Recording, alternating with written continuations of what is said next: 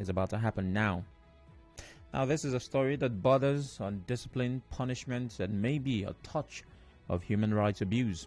The principal of Rumuapara Community Secondary School along the east-west road axis of Port Harcourt says military men were invited to the school not to punish any students but to caution them against a planned attack on some of their teachers.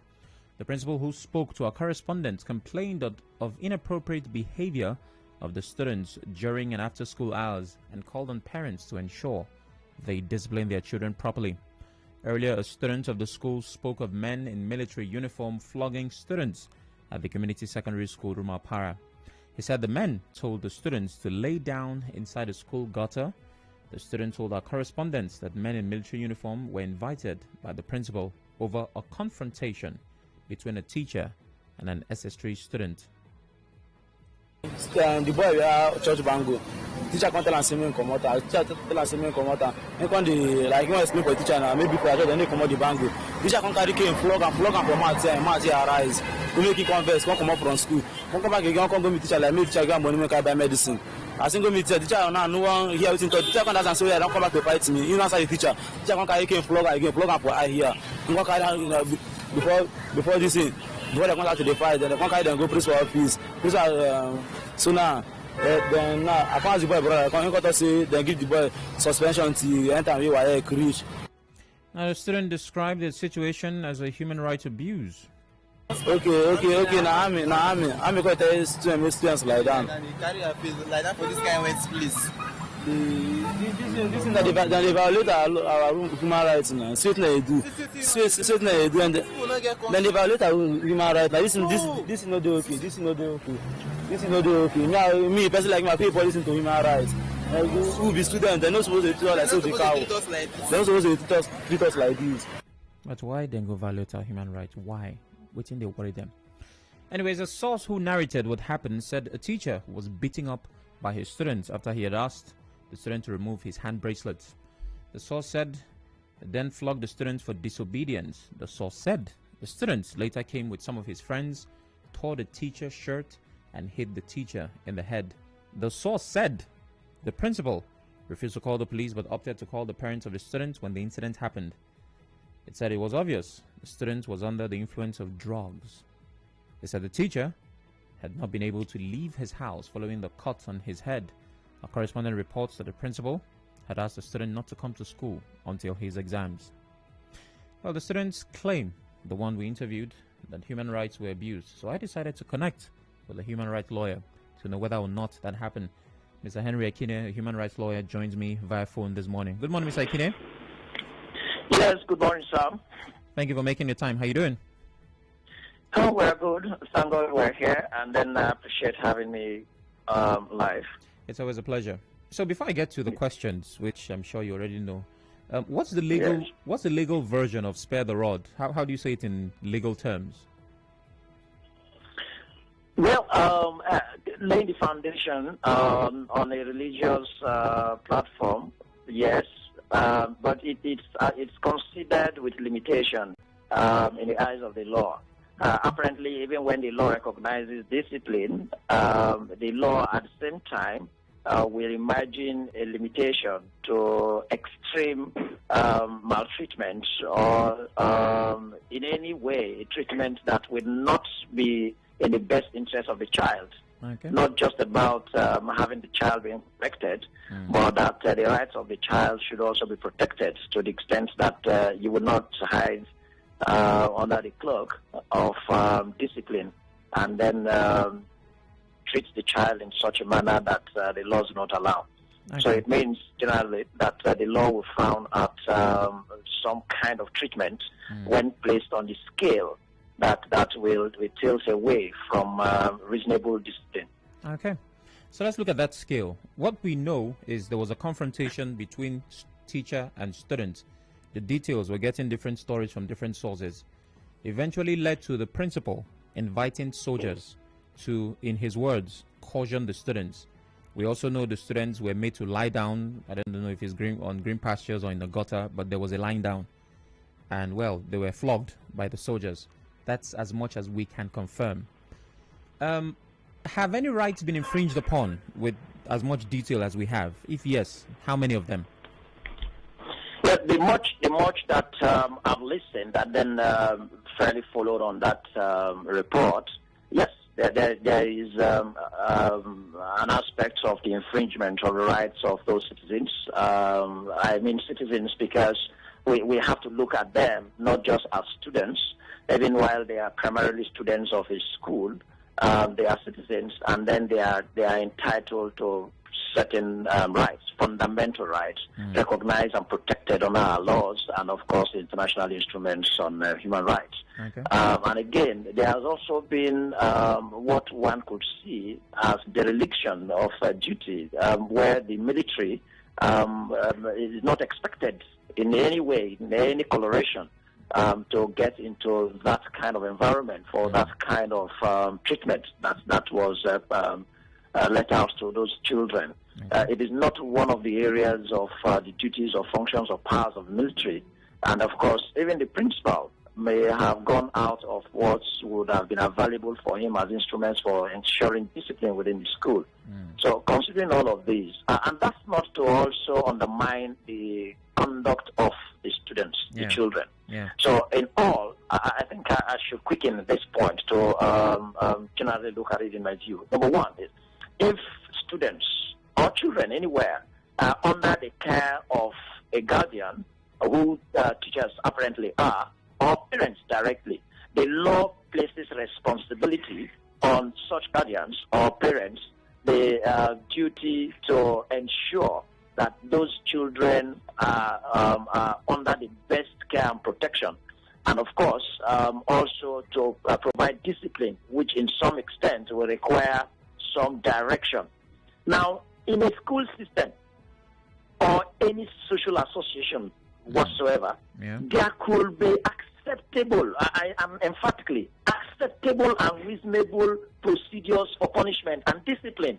And I am not sure that in our educational system that one of those procedures for discipline of errant students would include invitation of the military.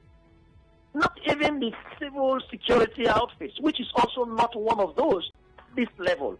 Not even the police would have been invited at this level until a student is clearly, through the disciplinary procedures of a school, determined to have committed a crime and disciplined within the disciplinary measures in the school. Then you hand over that child or that student to security agencies for prosecution, just as is done even in the police structure or any other public service as it is. Internal disciplinary measures of suspension, expulsion, in the days we are going to school, these were the usual terms. A panel will be set up. Has this been done? Then the panel will come up with a report, and then the recommendation may include suspension or expulsion or some other kind of discipline. And then that punishment will be carried out. And if it is a criminal conduct, maybe stealing or assault on a teacher or all that, after the disciplinary committee may have determined that these children or students have committed the criminal act, then you discipline them internally. If you expel them from the school, you can hand them over to security agencies. But what I have seen or heard that has happened so far is completely unacceptable and is condemnable. Where if we allow it to continue, it will be really dangerous. That we are militarizing not just the society, but even the environment where children, students are expected to be molded and then given the right teachings and of course behaviors to come out to society. Then on the side of human rights abuse, the military, apparently, there is no justification, sir. One of the fundamental rights that is protected in our Constitution, particularly Section 34, is to the effect that every person, it does not qualify what are adults, including children, every person shall be treated humanely and fairly, not torture. This is one fundamental right that seems not to have a limitation, arguably in the human rights movement, that there is no justification whatsoever for maltreating any person in a manner that will lessen the dignity of that human being. Torture, undue punishment.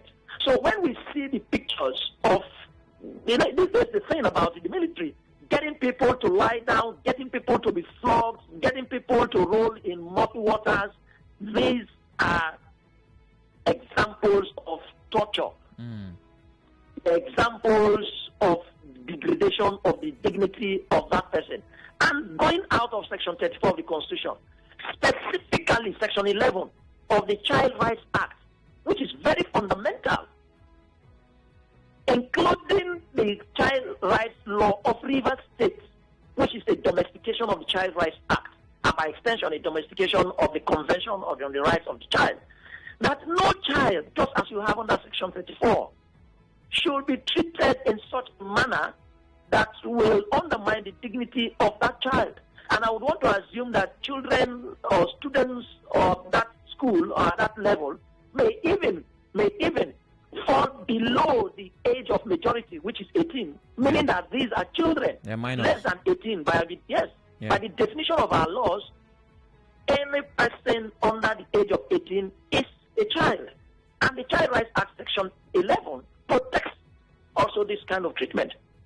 So ideally, if the school wanted to enforce some disciplinary measures, whether the children misbehaved and misconducted themselves, I think what one would reasonably expect is get them. It doesn't mean that the school cannot discipline these children. Then there's a problem. Get these children, whatever they have become. I agree also that our children have actually departed from every moral standard largely, which is a failure of society, including even the school, as one of the spheres that we expect that children should be molded in such a way that society should be seen to have moral standards. But let us say we have failed in that. Have we also failed to be able to enforce discipline within our schools? Then it's a problem. And discipline here, reasonably expected, Sam, is get them, like I stated earlier, get them through the punishments that we know. Sometimes when I was in school, they will ask you to probably go do some menial jobs, some clearing of the school field, because we attended schools where there were school fields. Some of the schools today don't even have the fields. So you get the child to cut some grass while others are in school learning. Or you suspend the child and let the parents know why the child isn't coming to school. Okay. That you're not going to school because you misbehaved. So, Mr. Ekine, but the military is completely out of it. Yeah, you've made solid points. And one popular reaction that has been shared by a lot of people was a position of that was the only option available. And even though, I would try to argue it, I would, of course, understand why they hold that position. In a situation where, even though, as you said, they were supposed to activate the disciplinary policy of the school, in a situation where what the students did overwhelmed the school authority, let's imagine we had students, and I don't know if that's the case for this particular one, but we had students engage in gang-related activities, which we know as cultism. Students who maybe attacked teachers, who maybe were armed with weapons. That level of danger to the school, which, well, the school may not have been able to handle. In that situation, would it have been right for the principal to invite soldiers? It is not right in any circumstance at all, assuming the students have actually even gone riotous and very destructive and violent. But I'm not sure that is what we have heard so far. But assuming that they got to that level of displaying arms, dangerous weapons, and attacking students, what this school is expected to do at the most, is to invite the civil security institution, which is the police, more than the military. What happened to the nearest police station around there? But again, if that didn't happen, but that there was possible threat and indication of danger, I believe that those students could have been apprehended, whatever number they were. Or even if they went outside of the school and got, because I will not rule out the possibility of our children being gangsters, as in even cultists. I am also aware that there are situations and in schools where children below 18 who wield very dangerous arms and even attack their teachers. They no longer have respect. I will agree. But so what will happen in that circumstance?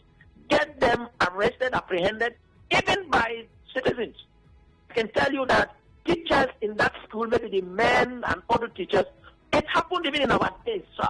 We also had stubborn students who could come to cause trouble. Then you see other students that will run at the school and say, get him.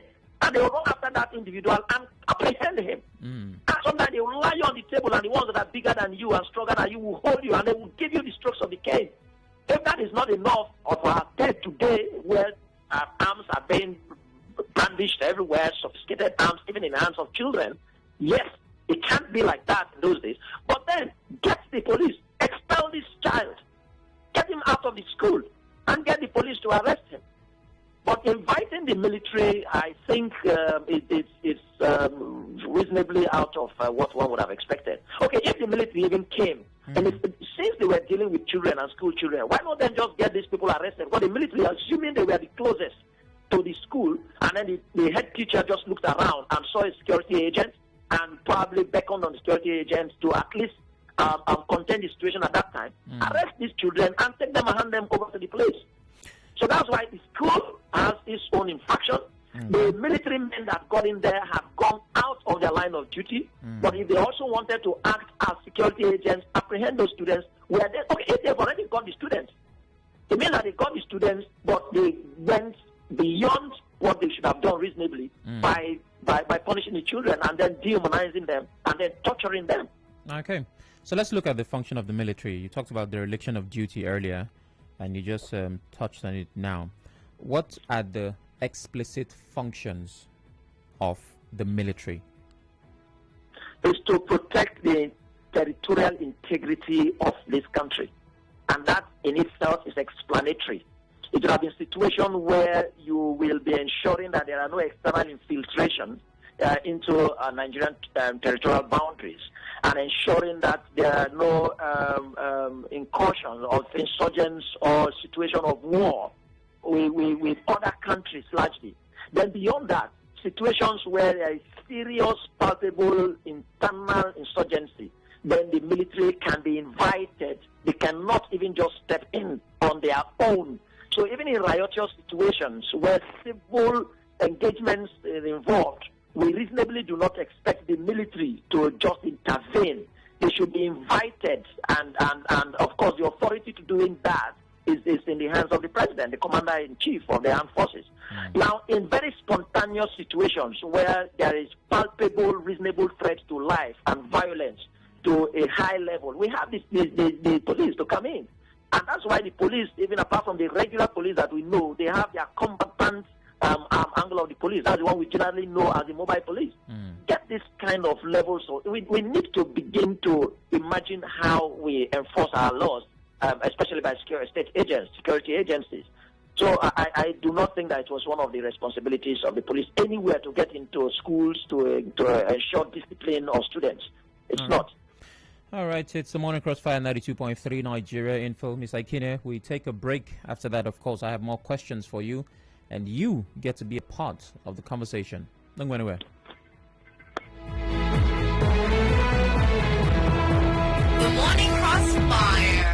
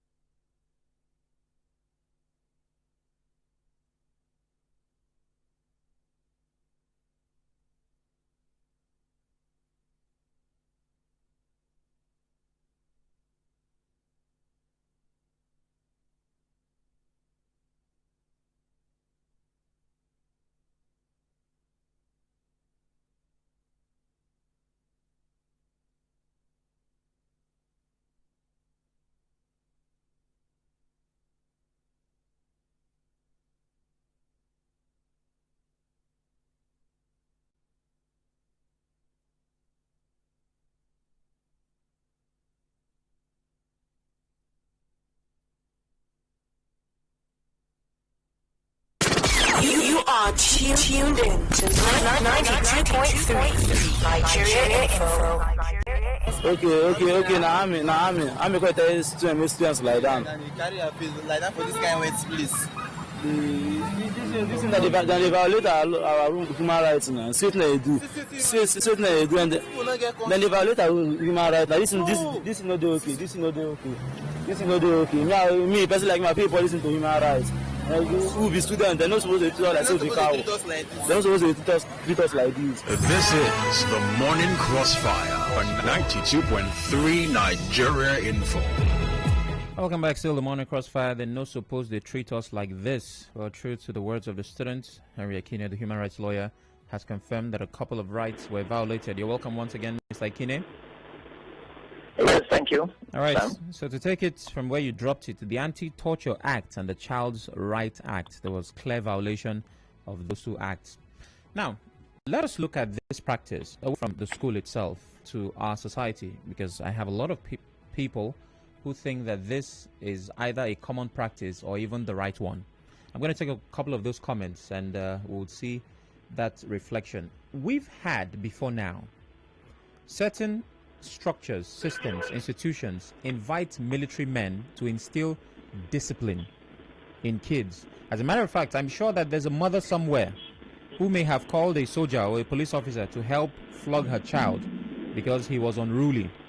Now, this is a culture. It's something we've been doing for quite some time. And when it becomes common practice, it's hard to argue that it's abuse of human rights. Well, that's an anti-social behavior has become commonplace in a society. It does not make it an acceptable standard of behavior. So that in certain societies where the people have become indoctrinated in a way, and particularly Nigeria, for our years and decades of military dictatorship and the kind of culture that has emerged from that experience, Nigerians have become generally militarized. And so even in their system and in their practice, all we know is force. All we know is extraction of that level of punishment to even your neighbor, that your neighbor should feel the infliction of serious before you be satisfied. And that's why I tell you, Sam, we acknowledge, we know that in many civil relations that Nigerians, civilians, will generally invite state agents, the military, even the police, to come in. The primary essence is so that you see that your neighbor be punished, but it does not justify that kind of behavior. So there is no justification for inviting the military. If you have a responsible, disciplined military, they will not even respond to you. They will not even come. I even wonder where the parents will even see that military officer to invite to come flog a child in the house. Will that parent go to the barracks? If we are to find the military men only in the barracks, is it because here in Nigeria we see them everywhere in the streets and all corners, doing all, including traffic, where our military will be conducting traffic on public roads? It is an embarrassment to the army, embarrassment to any of the departments of the armed forces, where we have civil policemen to do traffic. So if you will get that kind of example where we have degenerated to the point of military men coming to demand debt, going to enforce eviction of tenants from landlord's property, going to discipline children in schools, and then going to even discipline children in private homes, as a military man, is an embarrassment. It is unfortunate and it shouldn't continue, including the policemen. If we get down to even the closest civil state agents, the police, it is wrong for you to even invite the police to go demand debt from you. But we do that. It is wrong for you to even get the police to come and force eviction, except with an order of court. But we do that. And Nigerians think that it's acceptable, that it's normal, that is right. It is wrong that your neighbor is owing you, and because you've been demanding and then he hasn't paid. Nigerians do that. Then you go to the police station and get the police to come demand the debt. That arrest that the police will come and carry out and probably turn around and find a way to give a criminal coloration to it. It is clear in the minds of that police officer and even these citizens that went to complain that it's actually about the debt. When they get to the police station and then they begin to talk, give your statement, write your statement, it comes around about recovery of that money. So it is wrong, it's not acceptable, even if a parent calls a military man to call discipline an errant child. Can I tell you what that parent is supposed to do? Please tell me. If you do not have your ability internally to discipline that child, and that child commits clearly some infraction, maybe an assault, it doesn't mean because it's a child that he cannot assault another family member, a sibling or something, and you want that child to be disciplined. Get the child to the police. If you want the child to be detained, there is a detention center for children. If you want the child to be tried and probably prosecuted and convicted, there is a procedure. There is even the family court. But the things are there, and then people don't seem to understand or even know that. Even when they know with impunity, they wouldn't want to comply with those provisions, different provisions of our laws. And then we just go out of what is alien and then strange to even our legal framework. There is nowhere that the functions and the powers of the military will include going to homes to ensure discipline of children, errant children, or children who are misbehaving. That is no place. Okay. Well, I have more questions, but I think the next should come from the listener. If you have questions, contributions, or maybe complaints, we'd like to hear them. 0817-923-0002. 0817-923-0003. 0817-923-0007. WhatsApp and Telegram 080-903-06-416. Please turn off your radio as you call me. Now we have Mpoi Kanke Doka on Facebook. Those praising the move are the same people that criticize the president for saying he would treat them in a language they understand. And I'll be speaking with Christian. Okay, I can do that now. Christian is calling from Rumuapara. Good morning, Christian. Hello? Good morning. Yeah, good morning, Sam Oråcle, and good morning to your resource person. Yes, I will start by saying that I've always said that it is a danger when you practice what you don't understand, because you can indeed give what you really are not given.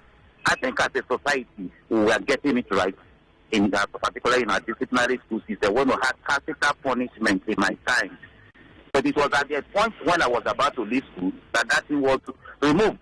I entered school. I can't even stand near my senior at a point in 1986 when I was about leaving school. Those things were denied subsequent students. And today, what we have in our schools, where we don't even have respect among the students again. See, I will also appreciate sometimes that we don't just sit on radio and talk. Let us go and do some investigation and come up with a comprehensive analysis of this. I'm telling you because my child is in that school. His head was cut yesterday. He was not part of those who that had that problem. I even said I was going to see the principal. Are you aware that, one, the school has made several efforts, even asked us parents to come and sign undertaking for these children, that if they misbehave, they will be expelled from school. Police have severally been called. What is it called? What is the name of this other security aspect? Oxford have severally been invited. What these students do is that most of them that are very unruly, immediately they close from school, outside the school premises, you see them keeping themselves, fighting, and you see spill of blood wherever. The principal got tired and invited all the parents. There was a time they suspended the student for about 2 weeks and said, come with your parents. Every parent must come and sign on thinking that your child must be of good behavior. So you can also go to the school and appreciate what these people have done to get to this level that they now have to invite the military. That's what I set us to do. Because all this condemnation for me, it's a one-sided thing. I am telling you, I'm giving you a first-hand information. All right, thank you, Christian. It's important you understand the difference between analysis and condemnation. So, Mr. Ekine, you've heard what he said. Apparently, I do, and I believe that we have mentioned this in the course of our discussion, that we acknowledge that there has been decadence in society today. We have acknowledged even much earlier that even much younger children could wield very dangerous weapons and arms and all that. We have acknowledged that there has been total absence of discipline. Right, even in our homes, these children we are talking about leave their homes, they live with their parents. It means apparently there is no discipline in the home. But I think what we are analyzing, what should reasonably be done in a school environment. Sir, the fact that it is a school gate or a school environment, citizens do not lose their right making. Now, if we are to suggest what schools should do for those kind of students, they should be expelled. It's not even about asking parents to come and sign undertaking when the magnitude of misbehavior, errant conduct of those students, meaning that you've given them warning, you may have suspended the child and the child has come back to school and there is no change of behavior, then it means that that child is not meant for that environment for other students to conveniently learn. Doesn't belong there. Expel the child. And then that child wouldn't be a student of that school, wouldn't have any reason to come around again. And I said earlier, after any committee internally in the school would have found that to arrest that child, and that child should be prosecuted and disciplined. Let's take some more calls. Maurice is calling from Warfare. I lost that call. Apologies. David from Yenogua. Good morning. Yes, good morning. My name is David West. Go ahead. In the first place, as far as I'm concerned, the law do not permit the military as it is to involve or engage itself in such activities. And in as much as there are ways of punishing teachers or students in the learning environment, and the principal would have just abide by that. As a member of the Civil Liberties Organization, I strongly believe in the rights of everybody, the protection of the rights of all citizens. So I will not subscribe to the idea of inviting the military. It's not an option in any way. Whether it has been a normal norm or tradition or convention which the people have been applying.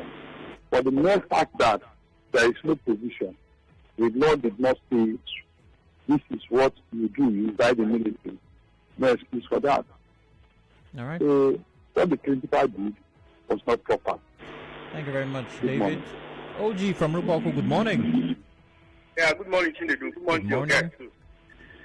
First of all, I want to say that in the standard of any school, or what we are expecting for schools to do, is when a pupil comes out to speak on air, just like the boy that was given the time to talk, Chinedu, you could know that that boy, the way he speaks, is not a good person. That is one. Listen to what he has said. No, hold Besides on. that, a school like that, How could you is tell he's not a supposed good to have person? pupils that can come on and speak good English. Let's hold on. Hello, let's OG. keep No. that one aside. And I think, No. I want to talk about that. Hello, OG. I need you to listen. I want us to have a conversation now. So he is judged. Sorry, sir. Sorry for having said that. But thing is one. What we are talking about is a tool to correction, if I should get that. Because that should be the problem that we're having. I think I want to ask your guest. Go ahead. Don't you think that the law should be amended based on how students or pupils should be treated? Because just like what he has narrated in the past, the way they were being treated in school, how students do and how students do now, compare it to that time and now. Don't you think there should be a change on the tool of correction? Thank you very much. Okay, Mr. Ekine, I'm sure that last part is for you. Yes. If there will be need for review of the procedure for discipline within the schools, and then the Ministry of Education being the principal stakeholder in that regard, that could be acceptable. But the point we're making is that review cannot also get to the part that we will consider involving the military, the armed forces, even the police, to come to instill that discipline in schools. The police can continue in their responsibility of maintaining law and order anywhere in the space of the country, yes, but at a reasonable instance where someone would have committed a crime or suspected to have committed a crime, then you hand over that person to the police. Now, I would agree with him that we need to rather stiffen the punishment procedure internally. It doesn't have to be about the military.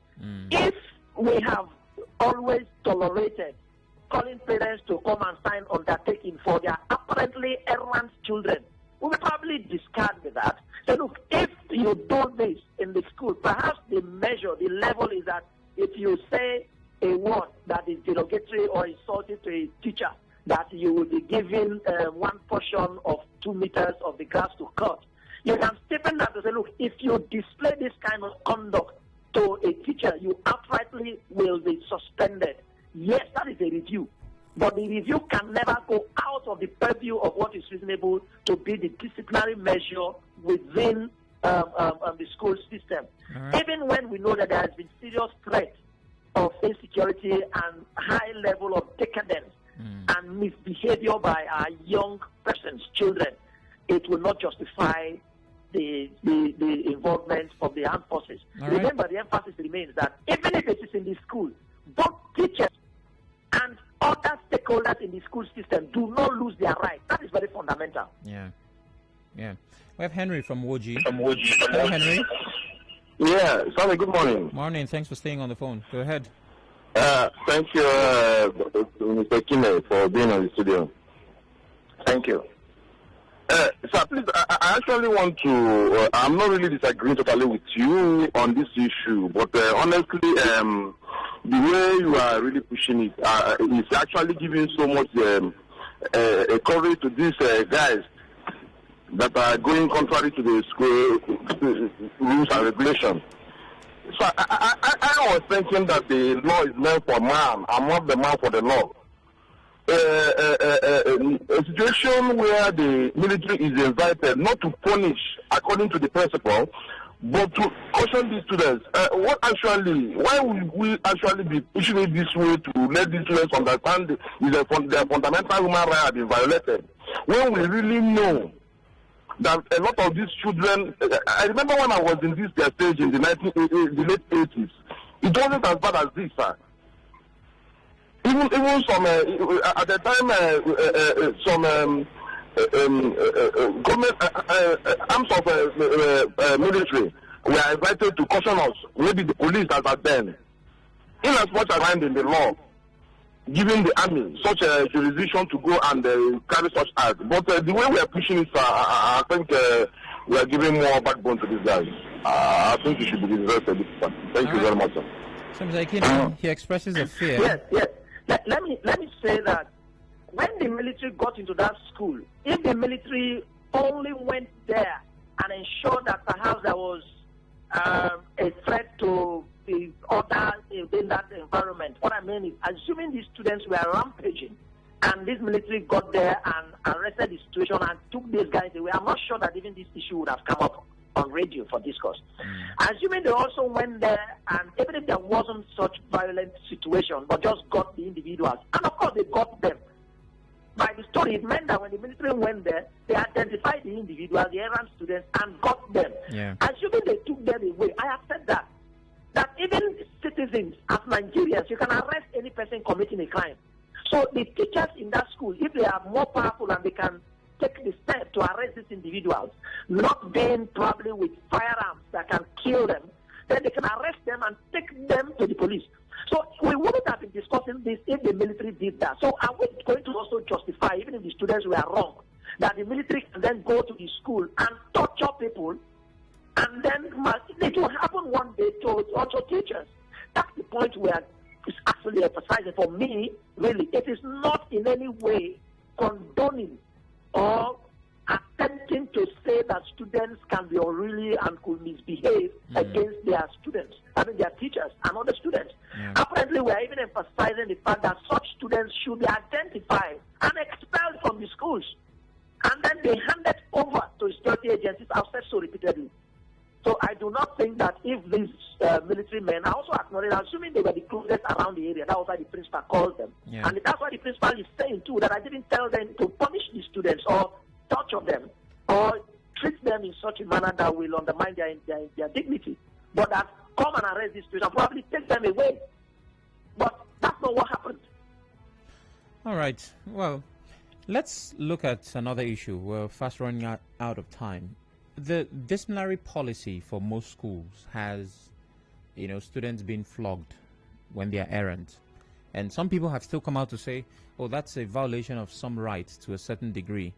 And I know that the kind of punishment that students face in maybe military schools is the exact kind we would say is not good enough for other kinds of schools.